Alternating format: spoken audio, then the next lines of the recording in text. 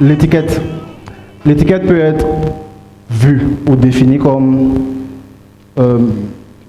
les préjugés ou bien l'ensemble des préjugés que les gens ont sur d'autres personnes ou bien que les gens ont sur nous-mêmes.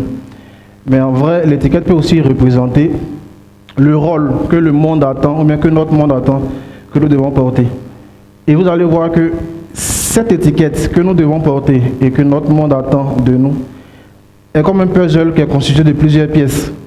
Et ces différentes pièces-là représentent tous les événements, toutes les circonstances, toutes les histoires, aussi minimes qu'elles soient, que nous vivons chaque jour.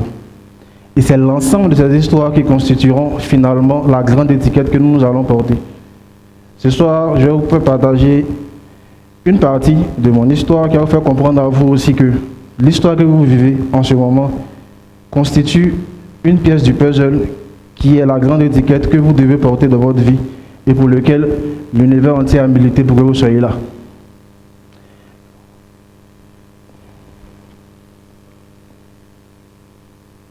Donc, un jour, nous naissons. Un jour, on naît, un jour, on vient dans le monde. Un jour, on apparaît. Parce qu'en vrai, le monde a ressenti un besoin pour lequel vous êtes une solution. Et quand le monde ressent ce besoin-là, la solution du monde à ce besoin, c'est votre naissance. C'est que vous veniez à la vie. C'est que vous puissiez commencer à vivre pour qu'un jour qui est fixé déjà, vous deveniez cette solution que vous êtes pour ce problème en question. Et on ne naît pas vide, on est avec un but. En anglais, on dit purpose. Donc, on est avec un but qui est l'étiquette originelle que nous portons. La toute première étiquette, donc c'est la réponse en fait aux besoins que le monde a ressenti et pour lequel vous êtes venu, qui est le but originel avec lequel vous êtes rentré dans le monde. Et on commence à grandir, et quand on grandit, on entend beaucoup de choses. On entend les gens nous dire ce qu'ils pensent de nous, on entend des gens nous dire ce qu'ils pensent que nous devrions faire, on entend des gens dire ce qu'ils pensent que nous pourrions faire dans le futur, en fonction de ce qu'ils pensent de nous, en fonction de ce qu'ils s'imaginent de nous. Et puis, nos vies suivent chacune sa trame, et cette trame est influencée par les orientations de nos parents, par les orientations de nos amis, et surtout par les orientations de notre environnement. Vous serez d'accord avec moi qu'un enfant qui est né dans un quartier vraiment précaire et qui dit à son papa qu'il veut devenir astronaute, son papa va lui dire, il faut qu'on discute toi et moi. Parce que ce n'est pas évident que tu puisses devenir astronaute. Nous, on aimerait bien que tu puisses passer un concours, gagner de l'argent, et puis prendre soin de nous. Voilà, c'est ce qu'on attendrait de toi. Et ce n'est pas évident pour cet enfant-là de rêver au-delà de cet environnement, parce que chaque fois qu'il veut rêver, tout de suite, on l'éteint. Chaque fois qu'il décide de rêver au-delà de son environnement, tout de suite, on le ramène à la réalité qui est très frappante, qui est que notre condition actuelle ne peut pas te permettre à toi de rêver si grand. Et puis, on finit par porter des étiquettes, qu'elles soient bonnes ou mauvaises. Donc, c'est des petites étiquettes qui vont vous rester collées à votre peau et qui feront un jour partie également de la grande étiquette que vous allez porter. Mais en ce moment précis, ça aura une pertinence dans le comment est-ce que vous allez juger s'il faut en tirer une leçon ou s'il faut en faire une blessure intérieure. Et on marche, on avance notre vie sur sa trame jusqu'à la fameuse croisée des chemins. Tout le monde arrive à cela. Je veux dire, c'est la partie la plus difficile de la vie d'un homme, la croisée des chemins. Prendre la décision. Qu'est-ce que nous allons faire? Quelle orientation je vais donner à ma vie? Est-ce que je vais fuir mes responsabilités? Parce que beaucoup d'entre nous fuient leurs responsabilités, donc dévient complètement et commencent à faire des choses dont ils ne sont pas réellement fiers au fond, mais ça leur permet de s'échapper en fait, de s'échapper de la vraie réalité qui est vous devez prendre la responsabilité de résoudre le problème pour lequel vous êtes né. Ça vous suivra jusqu'à ce qu'un jour vous partiez de l'autre côté. Et la fameuse question c'est, dois-je m'inscrire dans ma mission de vie ou dois-je vivre une vie de tendance? L'une des tendances actuelles, c'est laquelle? C'est de voir son Kadhafi, c'est ça, en Côte d'Ivoire. Et vous voyez que ça a créé ce qu'on appelle un challenge sur un réseau social qui est très très très populaire auprès des jeunes. Et vous voyez qu'il y a des personnes qui miment l'action de ces jeunes-là, qui prennent de la drogue et puis qui, voilà, on dit que c'est pour le fun. Mais le message derrière, c'est comme si nous approuvons ce acte. Donc si nous validons cet acte, eux, ils continuent de le faire. Donc on est dans la vie de tendance. Aujourd'hui, beaucoup de personnes sont dans la vie de tendance et non dans la mission de vie. Je vais vous faire comprendre à travers cette partie de mon histoire que la mission de vie, c'est la meilleure des choses que vous puissiez accepter de réaliser pour vous, mais au-delà de vous, pour votre monde. Donc, je suis Valère Obéi. Tout à l'heure, le MC plutôt m'a présenté, a dit tout ce que je fais et tout. Mais je n'ai pas commencé à faire cela quand j'ai commencé à travailler. En vrai, le jour de ma naissance, ça c'est ma mère qui me l'a expliqué quelques années en arrière, c'est que le jour de ma naissance, le taxi dans lequel elle était et qui partait à la maternité, c'était à Yopougon, à Abidjan, a fait un accident. Donc j'aurais pu porter l'étiquette de celui qui est mort avant d'être né. Mais j'ai refusé de porter cette étiquette ce jour-là. Et quand elle me l'a dit, j'ai dit, certainement, j'ai une étiquette particulière, ou bien j'ai une pièce de mon puzzle qui est particulière, qui est d'être un briseur de coudes. Parce que quand il y a un accident, on fait quoi? On fait constat. Mais ils n'ont pas fait de constat. Ils ont dit, laissez-les partir. Je suis un briseur de coudes. À la base. Je suis né gaucher, dans un monde de droitiers. Chaque fois que je mangeais la main gauche, on me disait non, on ne mange pas la main gauche, on mange la main droite. Je leur ai dit, Donc je les regardais dans les yeux, et puis je mangeais avec ma main gauche. Et on disait, c'est impoli. Je disais, non, c'est ma nature qui s'exprime. Je suis gaucher. Je ne peux pas faire autrement. Je joue au foot avec mon pied gauche. Quand je joue au basket, je lance avec mon bras gauche. Je ne peux pas faire autrement, en fait. Et j'ai commencé à aller à l'école, et puis j'étais premier de classe. Et papa était très content, papa était très fier. Donc j'étais vraiment premier de classe, quoi. Voilà, je ne jouais pas avec les études, en fait. Et puis, papa, c'est un scientifique. Donc, il est électrotechnicien, il est très fort dans son domaine, et lui, il voulait que je fasse la même chose que lui. Mais il y a une chose j'ai tenté de penser à ça tout à l'heure. Je me suis dit, je ne savais pas vraiment ce que je voulais faire, mais il savait ce qu'il ne voulait pas faire. Je ne savais pas vraiment ce que j'allais faire dans la vie, mais j'étais sûr d'une chose, ce que je ne voulais pas faire, là, il savait ça. Donc chaque fois que quelqu'un me disait, tu pourrais faire ça, quand il sait qu'il ne veut pas faire ça, je dis non, il ne fait pas. Donc je ne voulais pas devenir électrotechnicien, mais je ne voulais pas devenir scientifique. Et chose bizarre, lors de l'examen qu'on passe tous en troisième, donc le BPC, mes meilleures notes étaient en mathématiques et en physique. Parce que j'ai voulu relever un défi, en fait. Il y a mon professeur qui m'a dit, mon professeur de maths, au premier trimestre, j'ai eu 4 de moyenne. Il m'a dit, tu es nul. Il lui a dit, monsieur, je serai premier dans votre matière au deuxième trimestre et au troisième trimestre. Et puis je l'ai réalisé. Donc je me suis concentré ici sur les mathématiques pour lui montrer que je pourrais, voilà. Si je me concentrais juste un peu, je peux faire mieux que ce que j'avais déjà donné auparavant. Et à l'examen, j'ai eu les meilleures notes en sciences et on m'a orienté en série scientifique. Mais moi, je suis parti me mettre en série littéraire parce que c'est ce que je voulais faire. Et puis, il y a une partie de mon histoire aussi où j'ai été traité de déplacé de guerre. Donc les gens se moquaient de moi quand ils partaient à l'école parce qu'on t'a Boaké ici, c'est à Boaké que j'ai grandi, j'ai connu mes premiers amis ici, j'ai commencé à aller à l'école à Boaké et tout. Et les gens ont commencé à se moquer de moi quand je suis parti, quand on s'est déplacé à cause de la guerre, quand on est parti à Abidjan. Il y avait des cours particuliers pour nous. Donc quand on te voit dans ces classes-là, c'est que tu es déplacé de guerre. Ah, ça ne se cache pas, quoi. Il n'y avait même pas besoin de mettre étiquette sur vous-même. Quand vous êtes dans cette partie de l'école, c'est que vous êtes des gens qui êtes quittés à l'intérieur du pays à cause de la guerre. Donc les gens se moquaient de nous en fait. Donc le déplacé de guerre, le DG, puis prenaient pour rire.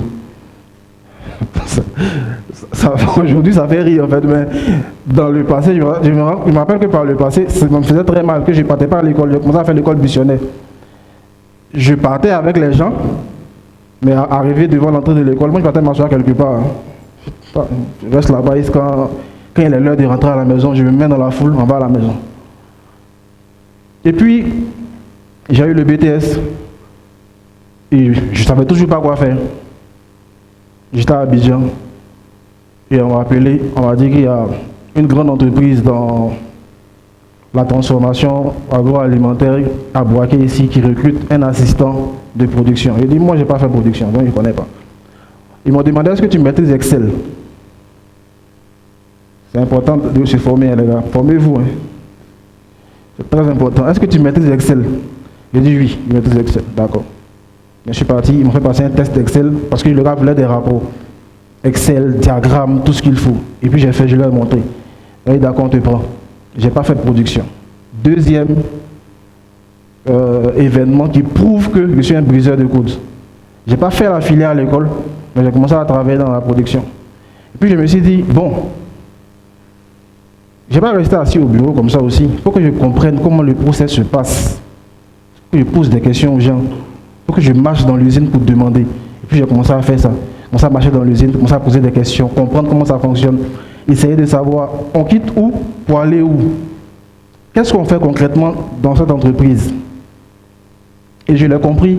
Et puis, ce qui prouve en fait, quand je regarde aujourd'hui tout ce que je fais, ce qui prouve que chacune des histoires que vous vivez, et toutes ces histoires mises ensemble vont former l'étiquette que vous allez finalement porter et que ce sont des pièces du puzzle, c'est que je suis passé dans pratiquement toutes les sections de cette entreprise en tant qu'assistant à chaque fois de certains responsables et ça m'a permis de comprendre comment les choses se passent.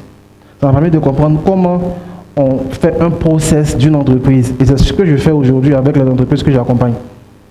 L'expérience que j'ai eue, je me rappelle que je me plaignais souvent et je veux me repentir par rapport à cela parce que j'ai compris aujourd'hui que toutes ces choses que j'ai vécues, toutes ces expériences, toutes ces positions où on m'a placé et tout, c'était pour que je puisse comprendre comment une entreprise fonctionne et que je puisse donner ça aujourd'hui aux gens. Et en 2017, page noire, je perds mon emploi parce que j'avais quitté cette entreprise qui est à Boaké pour une autre entreprise qui est derrière Katiola et je perds mon emploi parce que les gars ne pouvaient plus nous payer.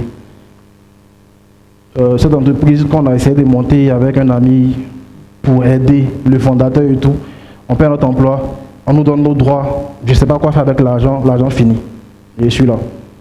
Et puis après, j'échange avec des jeunes de la ville de Boaké, j'entends leurs discours, et c'est un discours qui est rempli de désespoir. Je pense que la plus grande plaie qu'on ait dans ce monde, c'est le désespoir. Ça, c'est ce que je pense, moi c'est ce que je pense. La plus grande plaie, c'est le désespoir. Et les jeunes étaient remplis de désespoir. Il fallait qu'ils puissent avoir un brin d'espoir. Et je me suis dit, il faudrait peut-être que je fasse quelque chose. Parce que les images qu'on nous renvoie, les personnes qu'on voit, les personnes qu'on nous montre, ce n'est pas des modèles sur lesquels quelqu'un peut s'appuyer pour se développer. Par contre, on a des modèles en Côte d'Ivoire, des jeunes qui sont ici, qui essaient de tirer l'épingle du jeu, de faire de belles choses. Est-ce qu'on ne va pas créer une plateforme où on va inviter des modèles de jeunes pour les présenter à d'autres jeunes? Et on lance la première initiative qu'on appelle Startup Initiative. Et ici, cette image que j'ai mise, où il y a écrit validation, vous voyez que c'est un tampon.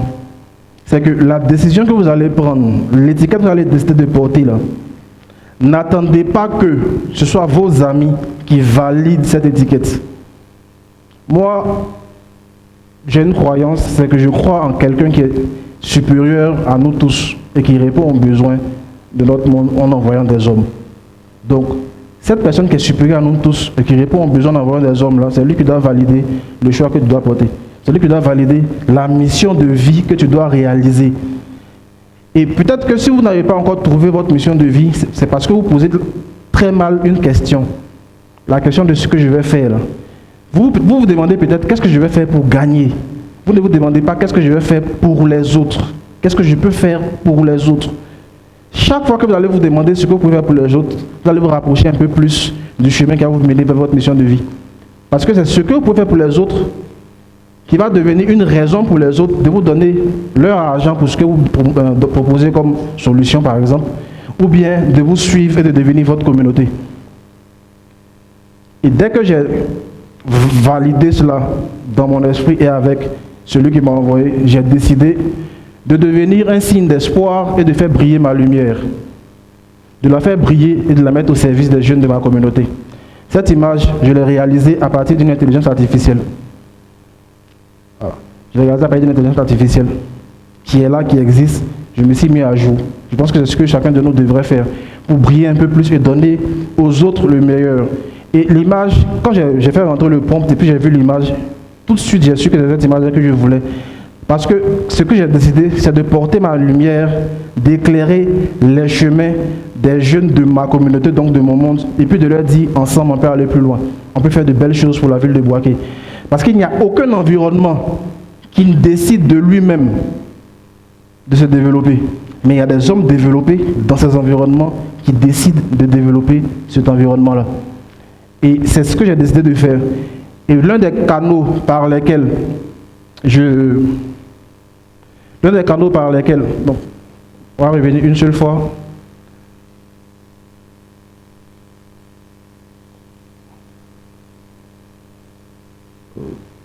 Certainement, il n'y a pas les images. Bon. L'un des canaux par lesquels j'ai décidé de communiquer cette lumière-là à ces jeunes, c'est un camp de formation. Donc, l'initiative qu'on a prise de donner des personnes qui sont des modèles à ces jeunes-là, s'est transformé en un camp de formation qui se tient chaque année en décembre, qu'on appelle SUICamp, qui est un camp où on invite des entrepreneurs aguerris à former des jeunes, selon qu'ils soient débutants ou personnes qui sont déjà en activité, pour leur donner les rudiments nécessaires pour créer des entreprises, même si elles sont petites, mais fortes, pour créer des entreprises, même si elles sont locales, mais impactantes, qui vont changer au fur et à mesure le visage de Bouaké et rendre Bouaké assez attractif. Je pense qu'avec les jeunes de Bouaké, on essaie de faire ce travail-là depuis 2017 et jusqu'à présent, on a fait quand même de belles choses et on va continuer encore de le faire cette année et les années qui viennent. Je vais terminer avec deux phrases. La première, c'est que l'étiquette la plus pertinente de votre vie est celle que vous allez vous coller.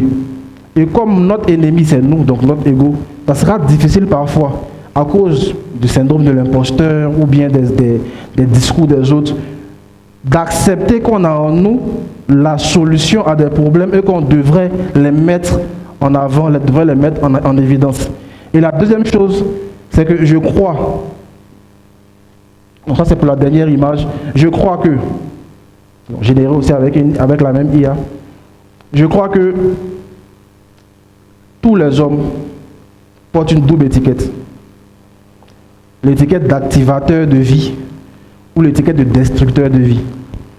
Toutes les décisions que vous allez prendre dans votre vie, ne pensez pas que ces décisions-là ne vous concerneront que vous seul. Toutes les décisions, aussi minimes qu'elles soient, ont un impact sur la vie des autres, sur l'héritage que vous allez laisser aux autres. Donc soit vous décidez aujourd'hui en tant que jeune de devenir un activateur de vie des autres, soit vous décidez de devenir le destructeur de la vie des autres. Et sachez que celui qui abandonne est aussi ami de celui qui détruit. On n'abandonne pas, on continue, on porte notre étiquette et ensemble, on va relever les défis de ce monde. Je vous remercie.